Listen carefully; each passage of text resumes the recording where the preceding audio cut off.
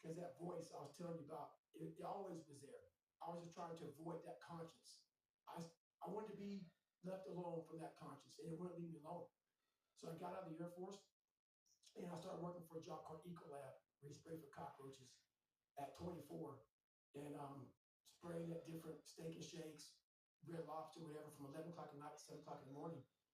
And what changed, I came home and watched this Discovery Channel show, Class 224. I came home from Steak and Shake. I sprayed down last, get a big old large 42-ounce shake, walk across the street and get a box of mini donuts from 7-Eleven. And I would drive home for 45 minutes. This big old fat guy who, yeah, I worked out, but I was fat. I didn't run, didn't PT, I just hit the gym. So I'm driving home, turn the TV on, and what comes on, Discovery Channel show, and that's where everything changed for me.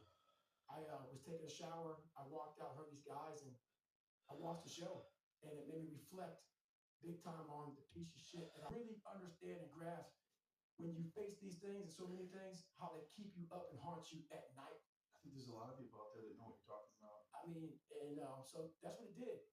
And I had two options: to either be that 300-pound guy who sprayed for cockroaches and made $1,000 a month, and at 24 years old, knowing when I'm 50 fucking years old, I can reflect on this and think about what guy I never became, or I can totally just sack it up and fail and fail and fail until I succeed. So I started calling recruiters up. I said, I'm gonna go be a fucking Navy SEAL. And every recruiter, so there's a weight and height, so there's weight and height limit to get in the military. And I was 6'1" and 297. And I had prior service, which was, and I started callousing my mind at this point in my life. And I lost the weight. I lost the weight, and I went back to recruiter. I got into that class, and I went through 3 Navy SEAL Hell Weeks in 1 year. Only guy to ever be in 3 Hell Weeks in 1 year, to my knowledge. The first one I didn't make it through. The next 2 I did, and that I just didn't. I didn't stop anymore from there, and I started realizing through this process that the fucking mind is what you created. And I started opening different doors that I didn't think were even there, that I didn't think even existed. And the more doors I opened up, the more I started realizing that my potential is damn near endless. And it changed my whole mindset. So I went from David Goggins and I created Goggins. And that journey is a priceless journey that is hard for me to even explain to people because it sounds so quick and easy. Like I just lost this weight and I went through 3 Hell Weeks. I went to Ranger School, went to Delta Force Selection, whatever it is. It was brutal. It's a brutal journey every fucking day. Everyone's, well, are you happy? If anybody knows my life story, and I'll try to give you just a snippet of it, where I'm at today is in front of Joe Rogan telling you my life. What it was, and it's kind of funny, I was obsessed with Rocky. Rocky 1 in particular. And when I was a kid, I'd come home every day and I'd watch this fucking show, Rocky. And I would fast forward with the little VHS tapes to round 14. Round 14 fucked me up like nobody's business. Why? This song came on, right? So when I put it on, I listened to the song for 17 hours. It's 2 minutes and 15 seconds. And I'm able to visualize a dream like nobody's business. When when Barnes shoots Elias, and they think Elias is dead, and the choppers are taking off, and Charlie Sheen's asking, Tom Berenger, where's Elias? Where's Elias? William Dafoe. Oh, I found him back there dead somewhere. And through the woods, the Viet Cong is chasing Elias through the woods and they shoot him in his fucking back. And all he wants to do is get to the fucking chopper. He's getting shot in his back, he's getting up, he's getting shot in his back, he's getting up. And you see this guy just fighting. I love the fucking guy who just fucking fights. And so I put these things in as reminders that you're gonna have to fucking suffer, man. This fucking 0.25, man, you're gonna have to fucking suffer to go from this fat, insecure motherfucker to one of the best guys on the planet Earth. This journey is gonna take something that is gonna be incomprehensible to most people. And these different visualizations, how I visualize it in my self-talk, it became so nasty and dirty that I almost liked the fact that I went 0.25.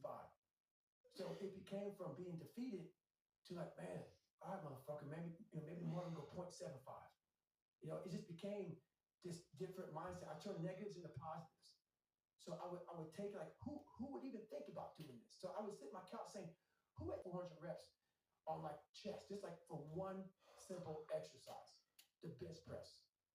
And I rack it, get back on it, just rep it out, trying to burn as many calories as I can, build that muscle mass. And I just became obsessed with it. So when you're doing this, are you worried at all about repetitive stress injuries or the fact that your body's not conditioned for this? I mean, you're basically taking your body where you had abused it, right? And now you're forcing it to live like an elite athlete, right? I didn't care. I didn't know any better. I didn't think about it. Wow. I didn't know that working out that hard would fuck you up. Did it fuck you up? Oh yeah. Yeah. That's one reason why I went through 3 hell weeks. So I don't talk about it a lot, but I got halted. So anyway, this process went on for a while. More medication. This isn't working. That's not working. No doctor can figure it out. I'm like, fuck it. I saw this doc about 8 years before this happened. And he was like, hey man, you're so fucking tight. I've never seen anybody in my life as tight as you. You need 50,000 hours of stretching. He threw out some crazy number. I was like, whatever. Stretching, stretching bad for you.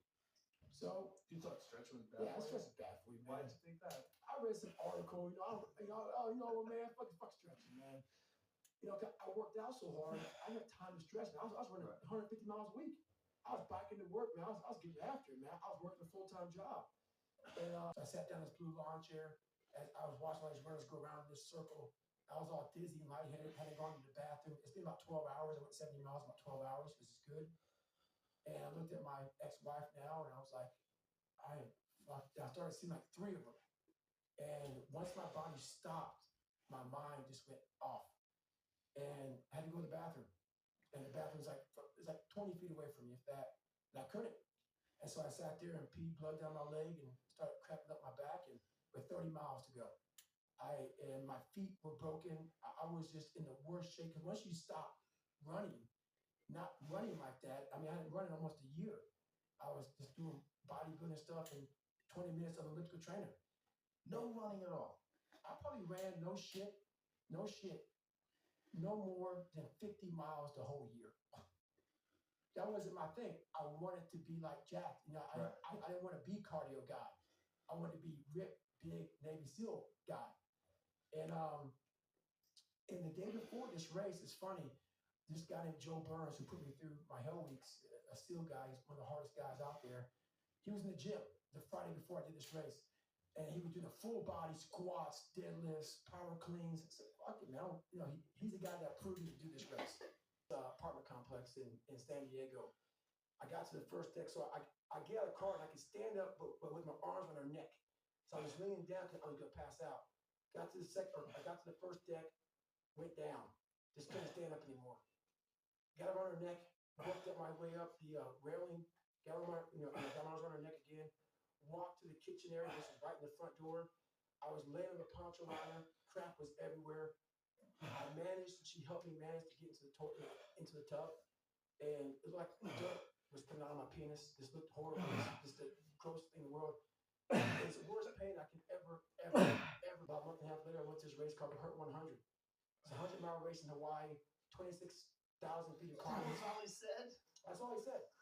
That's so crazy. He's a hardcore dude, but he didn't know how fucked up I was. And he said, he didn't say no. I'm not going to do it. He put enough doubt in my mind and said, I got to do more. So I was broken. Bad.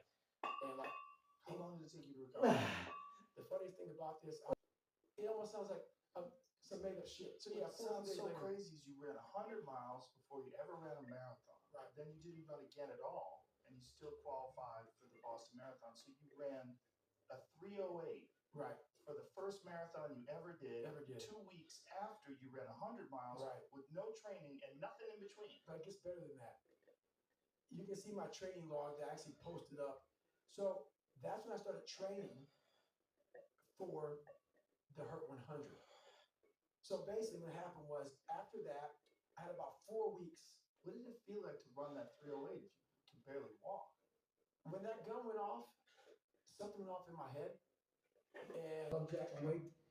And I realized I couldn't squat.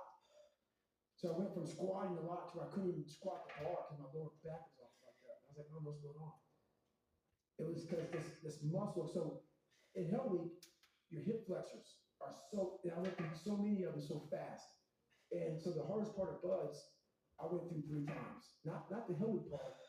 Yeah, that's one of the hardest parts, but it was the initial part of what everybody sees on TV. The log PT, the surf torture, the daggone boats over your head, all that shit. I went through that portion 3 times in 1 year. And over a period of time, my hip flexors got so. Now, I believe it's at Harvard. Right. One of my friends was telling me about it, where they're trying to find the benefits of 90-minute hot yoga classes because they think it might mirror the observed benefits of sauna, which they already know for a fact has big benefits because of your body producing heat shock proteins to deal with the heat. Right. That's why I put that sauna in here, man. I go in that fucker all the time. Well, no one can tell me it doesn't work. It's big. It's proof positive. It changed my life. It wasn't a medication or this or a drug. It was stretching. Yeah. It was yoga, stretching, all that stuff combined changed it. Well, I just think it balances out your body in those static poses where you just hold. But how do they stick it in place? I guess they put it where the hole's at, Uh-huh. and then it kind of like inflates. Oh, wow. Where the hole is at. And then that thing goes in there, and then it kind of covers the hole, and then the heart. So there's 2 things in my heart right now that the heart is kind of covered up. Whoa. Yeah. Okay, so here's it. So there you go. Jamie's got an image of it for us. Whoa. Yeah. So it's attached to this little probe. Right. And then they put it over the area where the injury. Right. Imagine 4,030 pull-ups. How many times you coming on that bar, coming off? Right. That weighed 207 pounds at the time. So I was a bigger guy. I'm like 185 now. So I was 22 pounds heavier. So I was a lot bigger guy than right there. Hey, get that shit, man. So you were doing it in sets of 5? Sets of 5. So, and as you see, you have these different people who are witnessing you. You have your number there to make sure that you're, qualified for the Guinness Book of World Record. That's 1450. I have a long way to go. Another 4,015 pull-ups to go. Jesus Christ. So yeah. And how long did you do this over? 24 hours? I broke that.